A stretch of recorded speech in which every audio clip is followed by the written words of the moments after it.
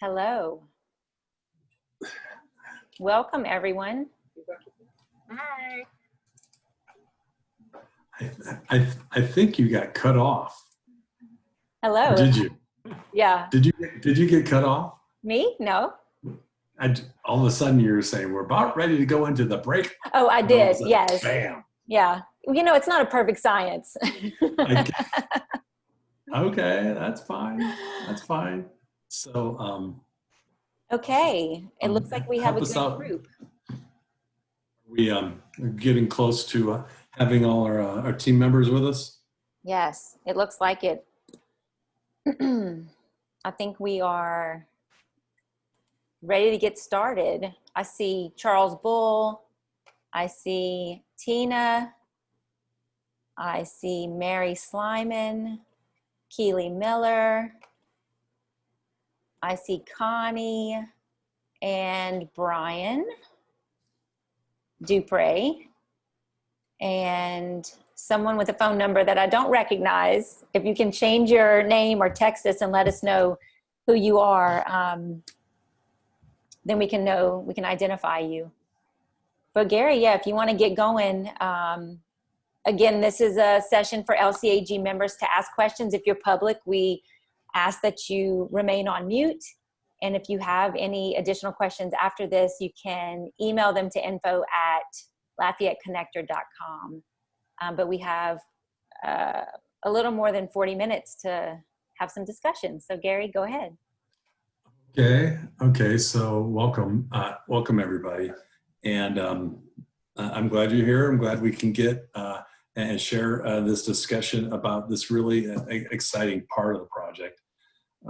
I'm biased, of course, but anyway, so what we have for you is we do have the feedback form that we had distributed last Tuesday.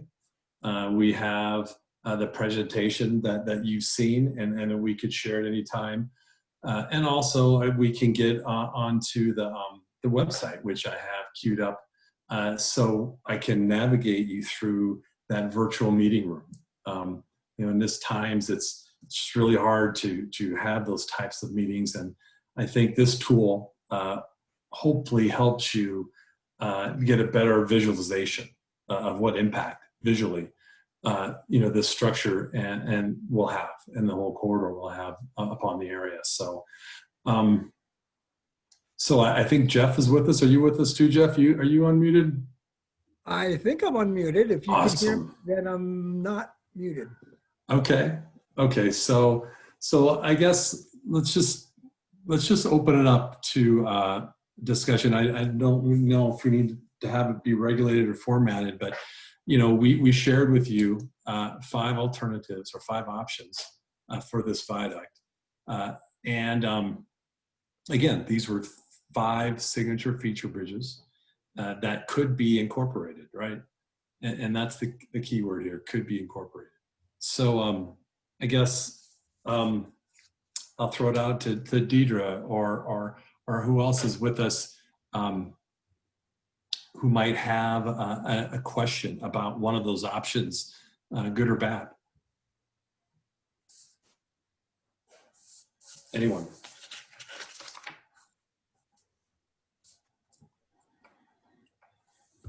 You should be able to unmute yourself if you would like to engage in discussion.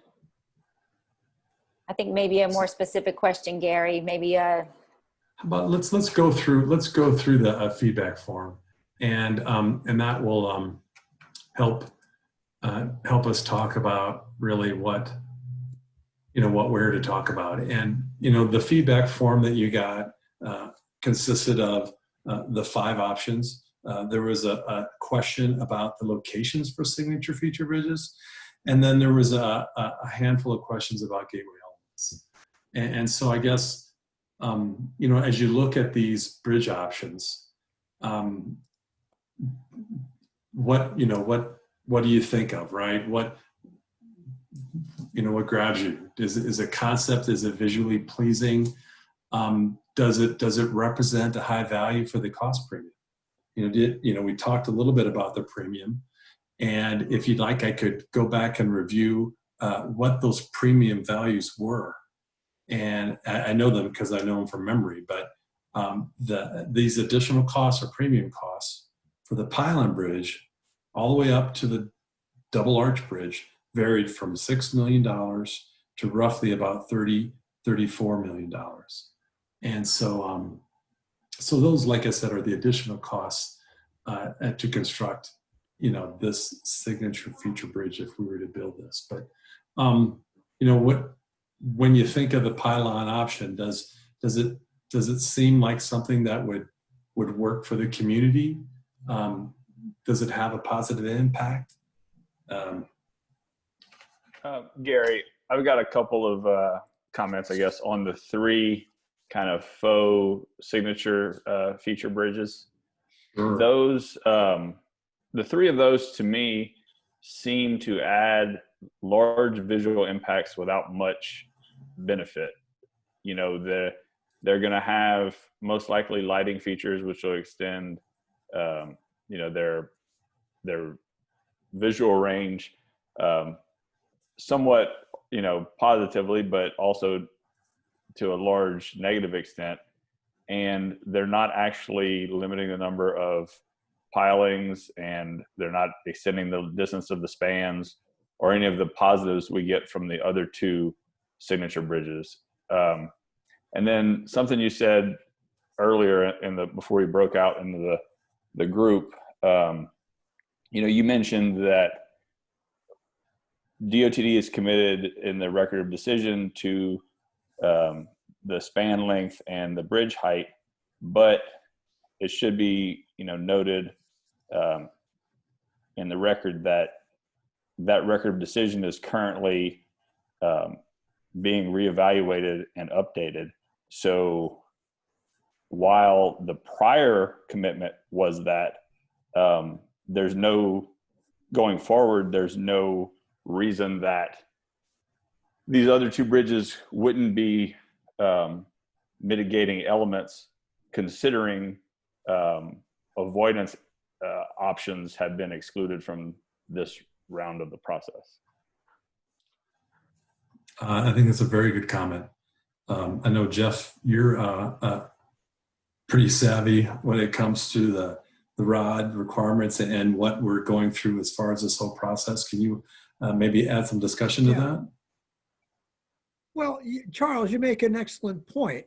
Depending on what the impact is seen as, then various features can be entered into the discussion or put on the table for mitigating, for mitigation purposes. For instance, if you had an impact that was limiting community activity or community ability to circulate or something, the ability to mitigate that with a place that created larger space might be a way to mitigate that impact. By having a visual impact of a structure through or adjacent to a neighborhood, mitigations could definitely include architectural features and things that would make the structure less of a visual impact, more of a visual amenity to the community. So it's really, I think first you have to, the impacts have to be identified. Then you see what means are available to mitigate them. And certainly if a signature bridge with certain characteristics was one of the ways to mitigate an impact, it would have to be considered on the table because you have an impact to mitigate. Thank you. So anyway, and that's a good point. And so, and I guess we'll have to see what those impacts really are. And I know, our folks on the environmental team, along with your input, as well as, from the CSS team, will help formulate those and then help us come up with ideas, to mitigate these and so forth. So, and that might be a little bit down the road. Charles, Hey, Gary, let me just add to that. This is just one of a whole palette of stuff. So today we're talking about this. It's certainly not to say this is the only means and method, but because it's so complicated and there's a lot of stuff to discuss, and you really need to know about it in some amount of detail so you can judge them appropriately and completely, fully, and accurately. Today, we're taking the time to talk about this, but I think that it's important to know that this is one of many means that could be used at some point to mitigate an impact. That's number one. Number two, if it was desired to have an enhanced element to the project, and that's something else that's different. That's an enhancement that could be included as part of the project. Enhancements are not required by EIS like mitigation for impacts are, but enhancements are definitely something that's available, but then it gets to be a different discussion because it requires multiple party participation. Third is, and we're going to talk about this a little bit later down the line in other meetings, is joint use development, where sort of associated with enhancements, but it's really taking the opportunity to then use this project and its configuration to spur other development or uses that would make sense in conjunction with the development of this project. So you have mitigation efforts, you have enhancement efforts, and you have joint use development efforts. And all three of them are going to be part of the discussion soon enough. And any one of these, I suppose, could be any one of those. Maybe not joint use, but certainly there could either be mitigation or enhancement. And so think of it where those opportunities, you might think of it one way with one set of glasses on, and you might think of it a different way with a different set of glasses on. So it's convoluted only in its how you must think about it, because there's multiple ways of seeing it. Yes, and I guess I can hone my comment a little more precisely. The visual impacts that arise in the signature feature bridges, those don't necessarily have a benefit beyond a visual impact. So that visual impact by some may be perceived as positive, by some as negative.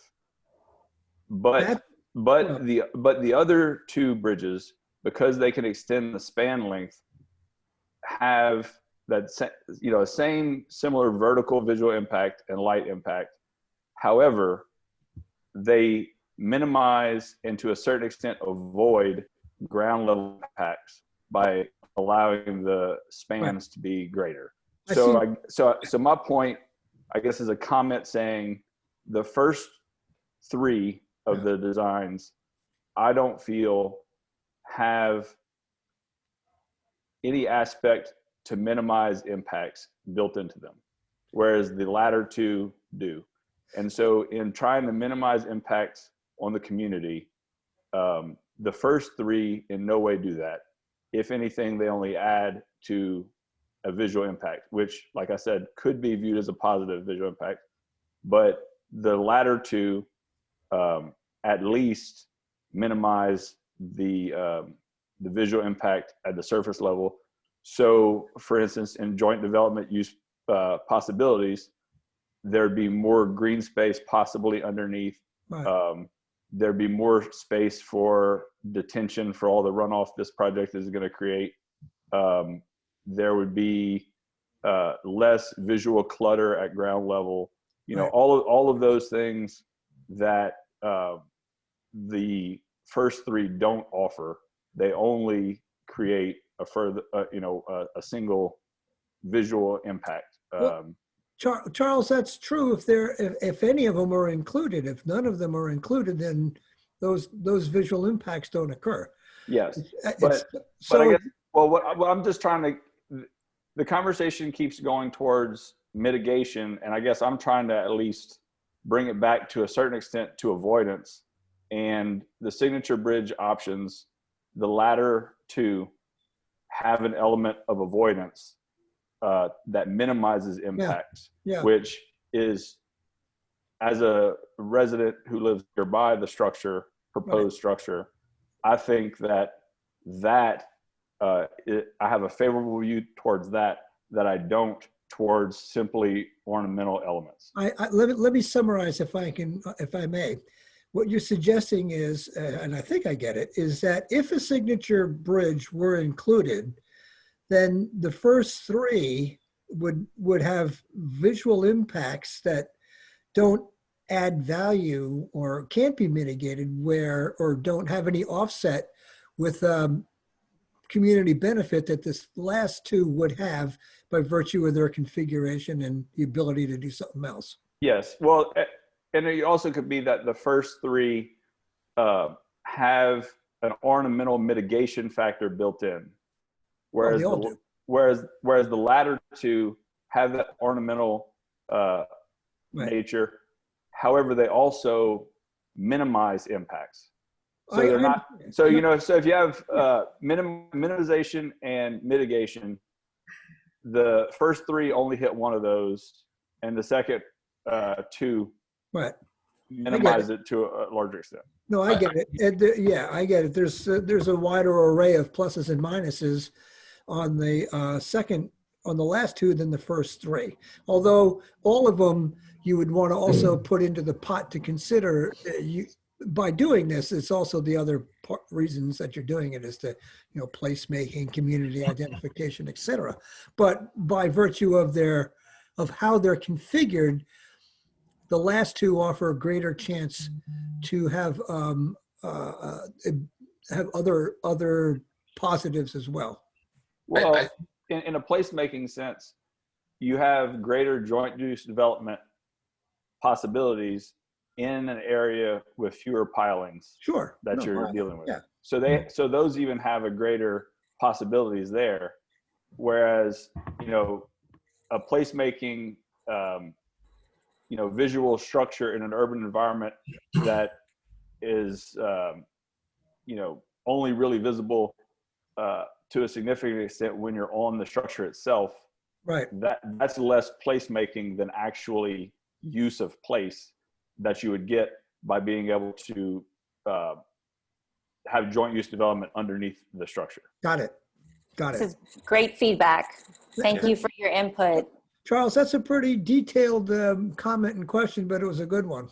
It was. No, I totally agree. I think, the word I didn't hear, but I think is implied is that, it serves multiple functions, right? It's not just a pretty face. It is something that, really, provides more than that. Yeah, and we share that, right? And Eric's design tried to capture that. Yeah, Gary, can you hear me?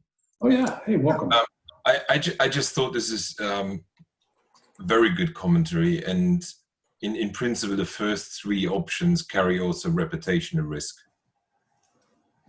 because it's mimicking a bridge, but it's actually not a bridge. It's a decorative feature.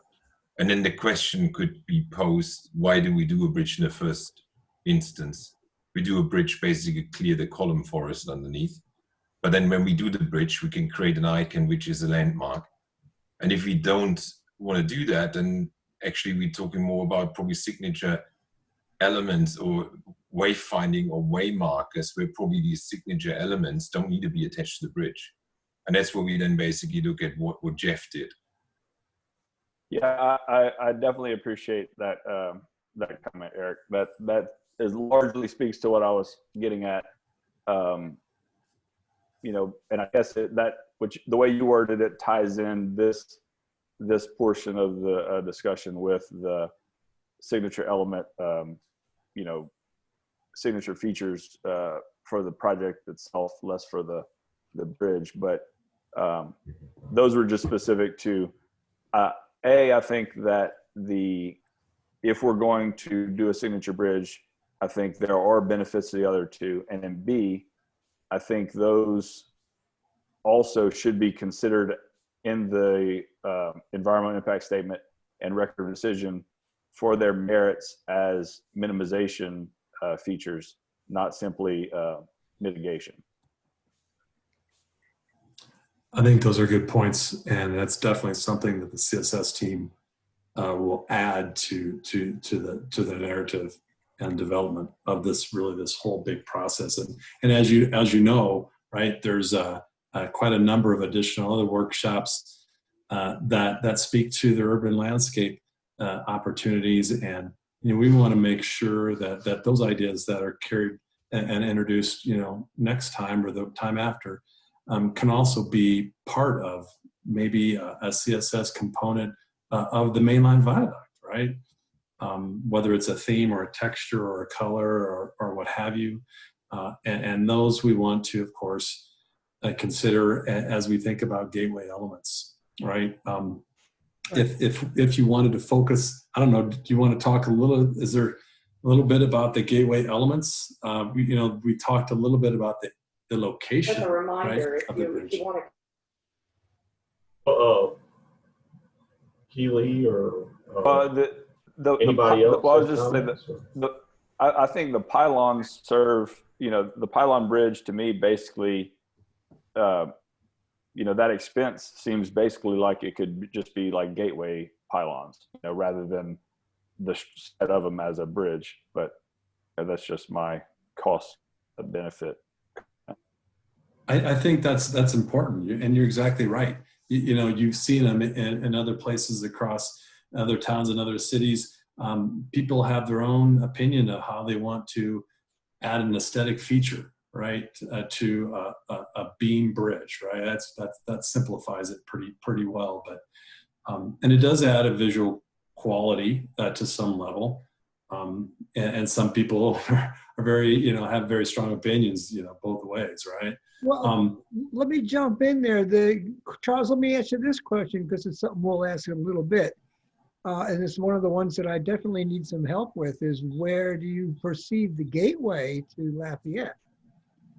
That's kind of that tells you where you'd put those pylons.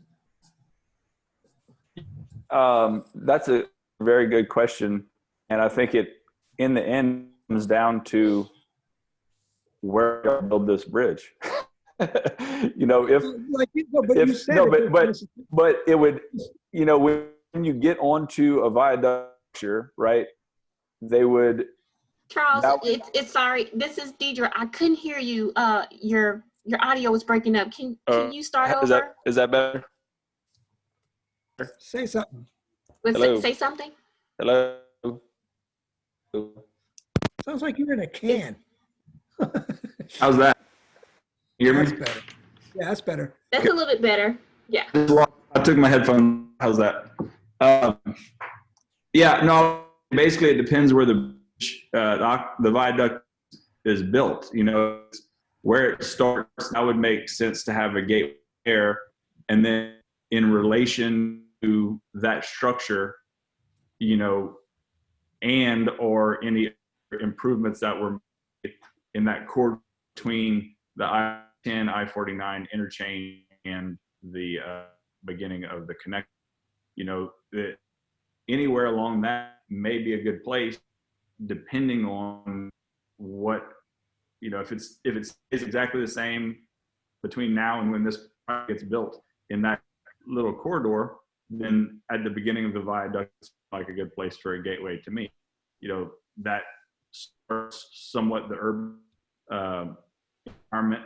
It's somewhat the end of the, kind of by the road tracks, I guess, is sort of where everything, but, by the Walmart, I guess, is about where y'all are talking about starting to go up. So generally in that vicinity makes to me.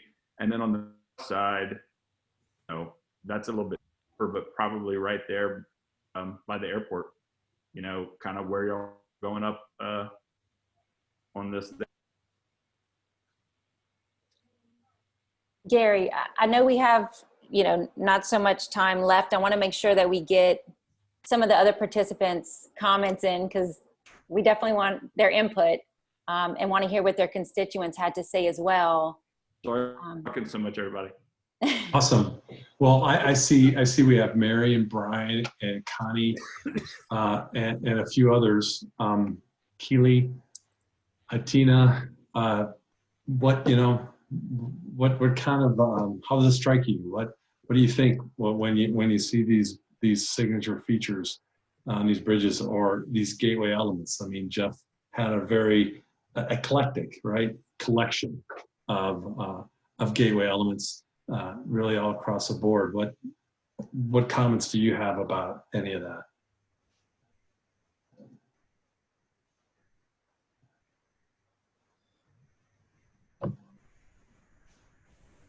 Hi, this is Keely with One Acadiana.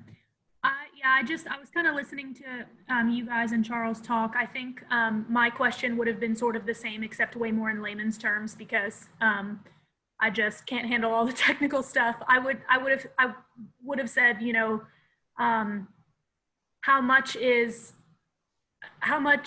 the ability to mitigate potential blight going to be weighted in the process for, you know, ultimately what might be selected to become part of the design. I don't know. I think personally, I would tend to agree that, you know, we're not just trying to, you know, minimize, I mean, environmental impacts or other things. We're also trying to kind of build in a smarter way that allows this to have more staying power than, you know, some other communities that have had problems with the blight that can come with elevated interstates. So I think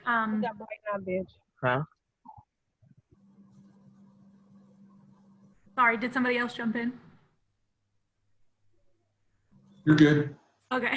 Yeah, I would just have said, I don't know if you guys have a weighting system for how these different items are going to be considered. But yeah, I was curious as to whether or not I guess, for lack of a technical term, the underbelly of the space would be able to sustain like some community projects or enhancements under there, is something that I would be interested in learning more about that. Because I do think, yeah, it seems like there's more space under some of the options than some of the others. I think that's a great comment, Keely. And, you know, and I know Eric has done a lot of different levels, right, of light in different intensities, I would imagine. But, you know, the light along the corridor and the light really for the highway, that part of the effort will be done later on in this design with the intention of keeping it onto the viaduct.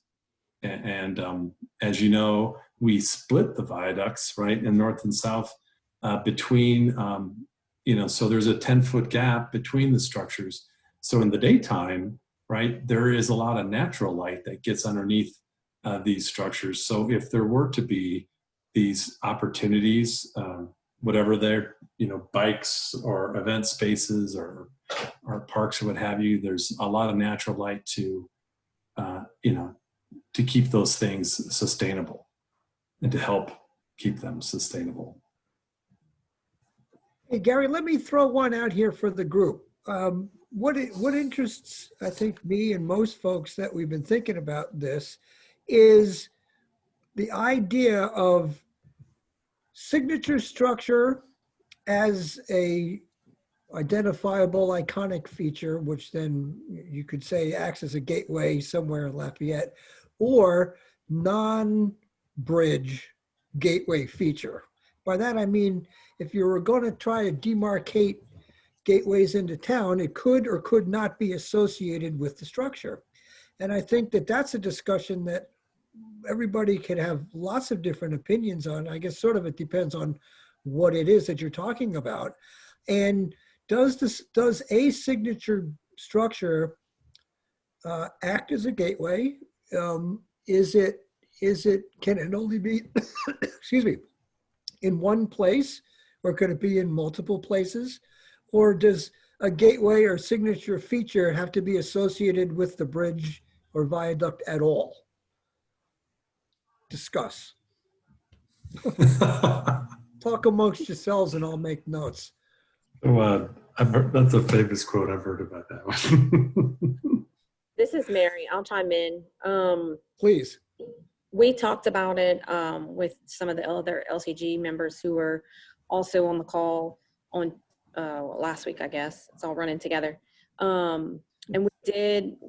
we talked a lot about the bridge and the timeless design, right? And we liked, at first we liked the single arch, then we kind of went back to the suspension because we just felt that we needed something that was going to stand the test of time, if you will, and doing something a little more traditional, especially when we also talked about the gateway features and doing something more of a traditional type design. So that's where we were.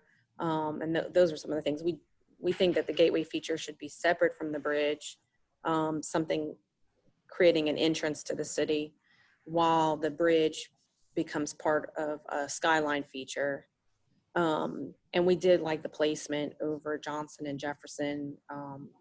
There's good visibility coming from a lot of different places, whether it be coming through downtown, from Johnston Street, from Louisiana Avenue. And then obviously, you know, in my role with development and planning, you know, giving us the space underneath to be able to talk about and get creative about how we can utilize that space to benefit the people in Lafayette, not just the neighborhoods, but really everybody, and creating some destination spots, or, you know, just getting creative with the green space underneath. Great comment. I think it's awesome. I mean, I think that what I really, you know, latched on to is timeless, because, you know, we think about these structures, they're going to be there for 100 years plus. You know, and so we think about, you know, where they're going to go and what they're going to bring to them. And you're very right? A traditional suspension structure is just like the ones that you see all over the world, like the Golden Gate and what have you. Still, just gives you that wowness factor whenever you're near it, right? You just it's pretty awesome. It's pretty awesome. Well, and the lighting opportunities for the suspension bridge do give you the ability to make it a little bit more contemporary, you know, to add that to that piece to it, right? So it's a timeless structure, but you can make it cool, if you will, using the lighting features. Awesome. As for the question for what's currently on the screen, should a gateway feature be incorporated into part of the bridge? I go back to the usefulness of the gateway feature. So on signatures, while themselves are, you know, can have elements, I think that as a community, you know, we could have what's as Gateway Lafayette within the corridor where it's the VC Welcome Center, and it's got that pond and all that stuff. It's actually got community use. It presents the area to a good graphic interpretation of what you think when you think Louisiana, in that it's a little pond and oak trees and swamp and the Indian style building. But I would like to see, and I guess this would be, you know, your area, but I would like to see usable green space park style gauges where people actually then build a pylon in the sky with a fleur-de-lis on it, at surface level have an area that would actually be of some benefit to pedestrians, to people. I mean, underneath a bridge is never going to be the place people want to spend time, but a green space there would at least try to add some value, whereas a pylon, you know, I think of those crossed tools on the Lake Charles Bridge. They're awesome, but you don't see them unless you're on that bridge. So that community, you know, that bridge comes through a neighborhood. So the money, all those things isn't being wasted by, you know, when it's spent on the community. Here, this is run for a community, so I'd rather see the money spent at the surface level for the community in, you know, green space development, if that can be a gateway element, I would prefer that. Awesome. Gotcha. Okay. So I'll put a few others on the spot. Brian or Connie, I see you're part of our group. Welcome. What kind of reaction do you have or questions? And I realize there's just a lot coming at everybody. And I'm trying to really give everyone a voice so they can understand really what's happening with all this structure and technical discussion. I just want to say we have about 10 minutes left. I know Tina's on. I think we'd love to hear what you have to say, Tina, as well, if you can chime in.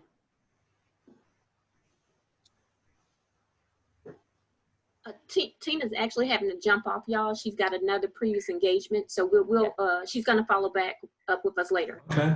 Okay.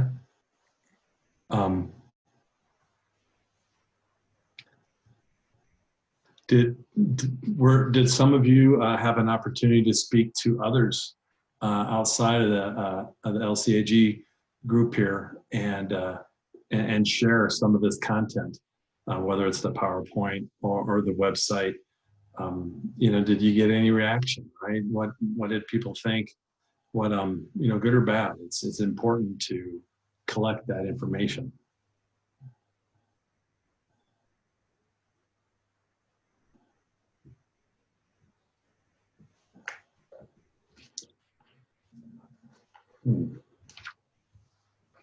Okay. Slow down. I can't write that fast. Hold on. You just stop it. This is Mary again. I'll just, we met with the mayor president and some of the administration. So our feedback is based on conversations with them as well. Oh, awesome. Okay. So just if you wanna. Thank you. Please continue. We will, don't worry. I know that. I gathered that. We want to keep him in the loop for sure. Well, that's good. I'm glad you're able to share it with the mayor president because he's got a big stake in this in representing both the city and the parish. That's a big deal because it's in the city, but it's representative of Lafayette Parish as well. So that's a pretty important thing. So glad he got a chance to see a little bit more of it, and we'll have that conversation when he's ready and able. Definitely. Good deal. Yeah.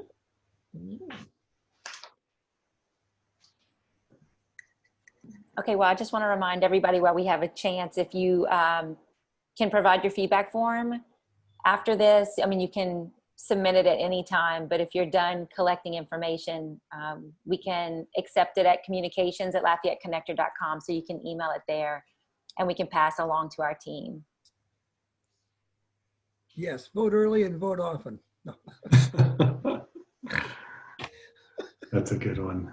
Hey, Hudson County here, what did I tell you?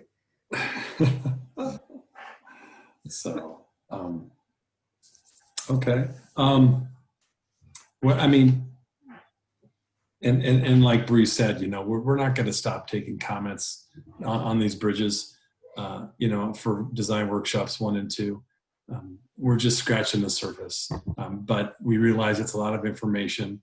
And, if there's a question you have, please just send it through. We want to get it answered to help you better understand why we did what we did. We realize there's really a lot of different options. We just picked 3 signature feature elements for the conventional bridges because they were more common, right? And they also had the ability to integrate a lot of CSS features, themes, the fleur-de-lis and other symbols or medallions or what have you. They all have that opportunity to implement.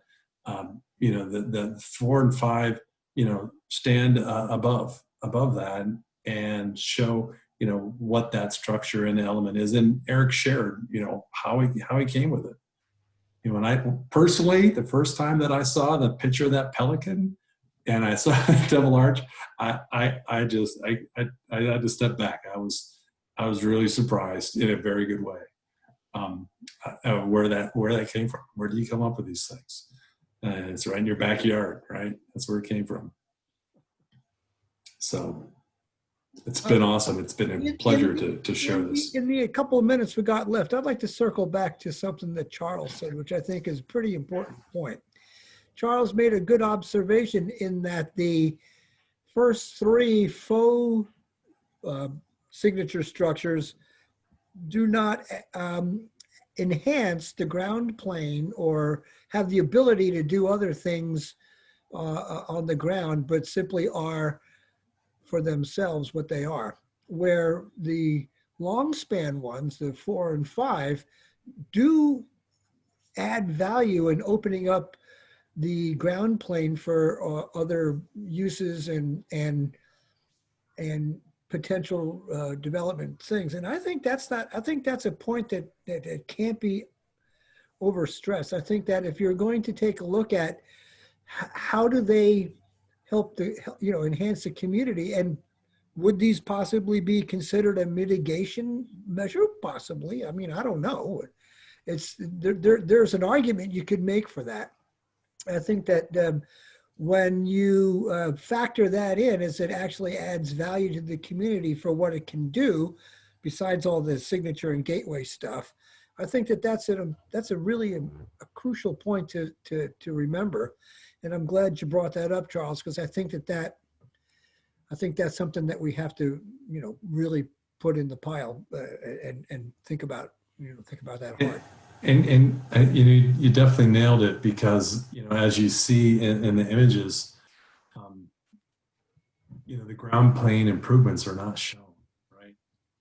The options are limitless of what a community would like to do, and it's up to that community to decide. It's a whole different discussion, but yes. Exactly, right? We had a lot of ideas that internally that we discussed. But for the purposes of sharing this information, it was important to keep it generic, right? But Gary, Gary, you're breaking up too. Yeah. I'm breaking up too. Your audio keeps going low. Yeah. Okay. You're coming in and out. Luckily, we're getting to the end. So anyway. Well, and I think it's important to also point out the VR room again, because we didn't get to look through that, but it is a resource to use as well and to pass along. And I believe it's on the website, i49vr.com. Yeah, exactly. And that is, I can see that I am losing. I'm losing that, which is kind of a bummer. But I go to that a lot, and it's fun. It's fun to mess around to see this, because you see 2 minutes. You see what it looks like, right? When I sit here and if I'm standing, near the Evangeline corridor, and I can get a sense of size and scale when I see 22-foot vertical clearance and 150-foot spans. But when I look, to the arch here, I see a more, like Eric has presented, a much open corridor underneath the viaduct that has that additional, value, and like with the double arch, also along those same lines. And so, I would just encourage everyone to get to this site. It's very simple to navigate. We talked last Tuesday, and Bradley had shared how these Art Deco theme was on these pylons, but it doesn't have to be. It could be mid-century modern. It could be something different that maybe is more relevant or is what the community is looking for. So we got 40 seconds, Gary. You want to say anything last before we go back? No. Other than I've really appreciated sharing with this information, and I do. It's been a blast. I'm really looking forward to more input and really trying to answer questions you have. I think our team has done a great job. Bradley and Eric has really brought some really great ideas and brought good reasons of why they're developed for this area. And definitely hats off to those guys. All right, here we go back. The time